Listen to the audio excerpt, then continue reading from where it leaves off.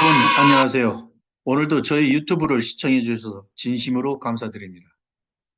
이미 제 유튜브를 많이 시청해 주신 분들은 많이 알고 계시겠지만 제가 설명드리는 콘텐츠는 재미도 없고 지루하다고 생각하실 겁니다.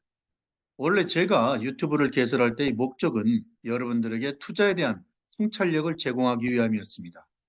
물론 재미있게 설명을 해야 좋은 강사라는 것을 알고 있지만 제가 아직은 그 수준까지는 못 가는 것 같습니다. 그래서 어쩌면 조회수도 그렇고 구독자도 늘지 않는 것 같습니다. 어쨌든 그래도 그냥 제 생각대로 일단 유튜브를 진행하려고 합니다. 이 점 이해해 주시고 오늘도 마음 단단히 먹고 시청해 주셨으면 좋겠습니다. 제가 확신하는데 수익률에는 정말 도움이 될 것이라고 생각합니다. 오늘은 서론이 너무 길었습니다. 자, 이제 여러분들의 그 수익률과 통찰력에 도움이 될 수 있는 스토리를 시작하겠습니다. 여러분들도 이미 알고 계시겠지만 현재 금융시장의 최대 화두는 금리 정책일 것입니다. 여기에 모든 주제들, 주식시장과 채권, 노동시장, 경기 침체 등이 연결되어 있습니다. 특히 금리 정책을 주관하는 페드의 수장인 파월 의장은 3월 FOMC를 마치고 행한 연설에서 노동시장은 여전히 강력하다며 향후 발표되는 데이터를 면밀히 검토 및 대응하면서 인플레이션을 목표치인 2%대로 되돌려 놓겠다고 발표했습니다. 사실 많은 이론들이 있지만 저뿐만 아니라 시장에서는 예상보다 높은 시간당 평균 소득 증가를 보면서 웨이지 프라이스 스파이럴에 대한 공포심을 불러일으켰습니다. 즉 타이트한 노동시장에서 원하는 근로자들을 얻기 위해서 높은 임금으로 일자리를 유인하고 이것이 결국 인플레이션이 높은 수준에서 쉽게 떨어지지 않는 원인으로 지목되고 있습니다. 그런데 화요일에 발표한 2월 구입 및 구직 이직률 척도인 졸트는 예상과 달리 미국의 공식 일자리 수가 2021년 5월 이후 처음으로 1,000만 개 이하로 감소한 것으로 나타났습니다. 이는 또한 역사적으로 타이트했던 노동시장이 정상화되기 시작했음을 시사합니다. 작년에는 실업자 1명당 2개 이상의 일자리가 비었으며 이것은 전례 없는 수준이었습니다.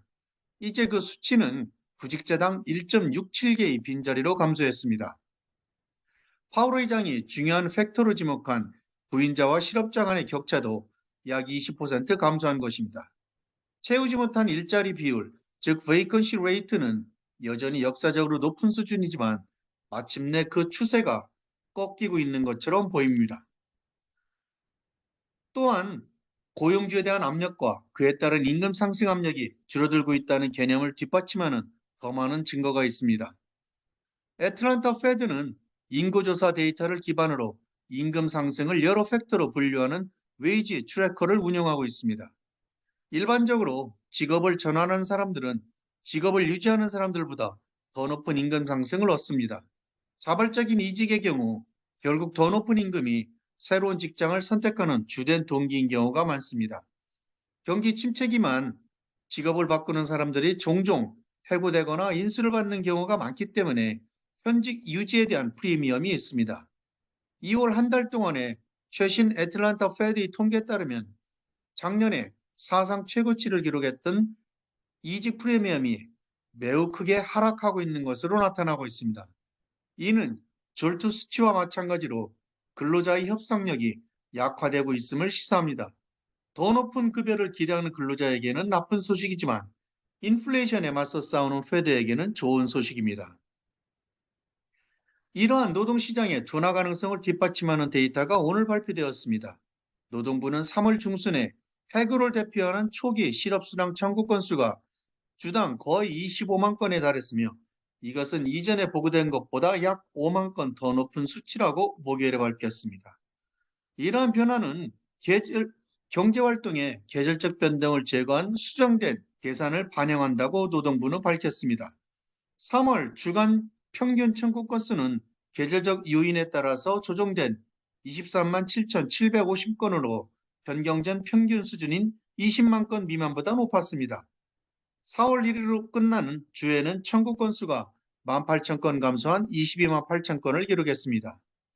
판테온 매크로 이코노믹스의 그 수석 이코노미스트인 이안 세퍼스는 실업수당 청구 증가 추세는 노동시장 이야기에서 놓치고 싶지 않은 중요한 부분이 있었지만 이제 해고가 증가하고 있는 것만은 분명하다라고 말했습니다. 이런 흐름을 반영할 것일까요? 미 국제 선물이 폭발하고 있습니다. 30년물, 10년물, 5년물 계약이 위험 수준 이상으로 거래되고 있습니다. 그리고 많은 투자자들이 관심을 갖고 있는 채권 ETF도 매수 신호가 깜빡거리고 있습니다. 채권 시장은 모든 투자자에게 잘 알려진 메시지를 보내고 있습니다. 채권을 매수할 때라는 결론에 이르게 된 것입니다.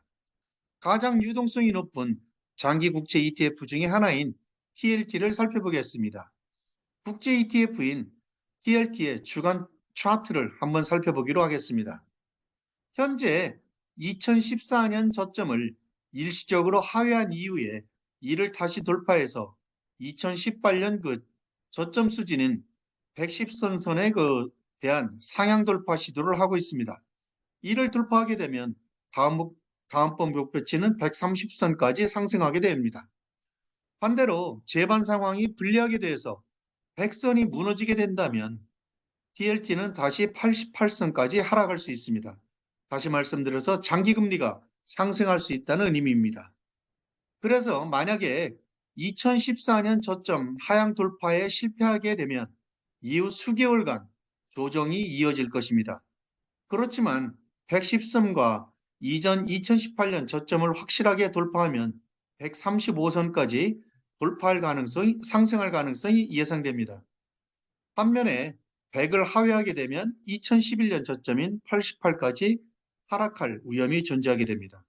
TLT의 마지노선은 110선입니다.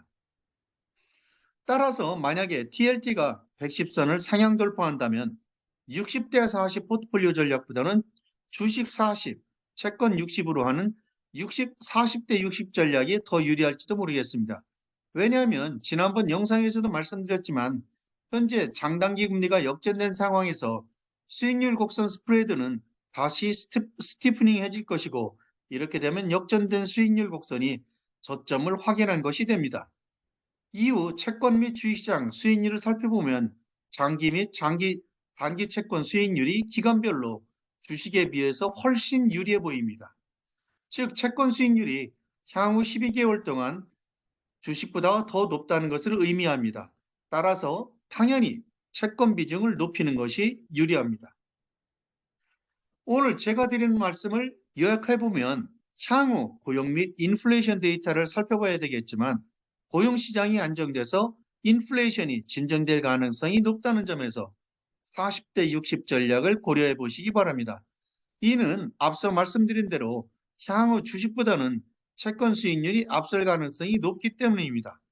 그리고 저도 이런 결과가 예상이 되면 매월 소개해드리는 ETF 자산 배분 포트폴리오에서 비중을 조절할 계획입니다. 오늘도 지루한 얘기를 늘어놓았지만 여러분들의 수익률에 반드시 도움이 될 것이라고 생각합니다. 부디 성공 투자하시기를 다시 한번 기원하면서 오늘 시간을 마치겠습니다. 감사합니다.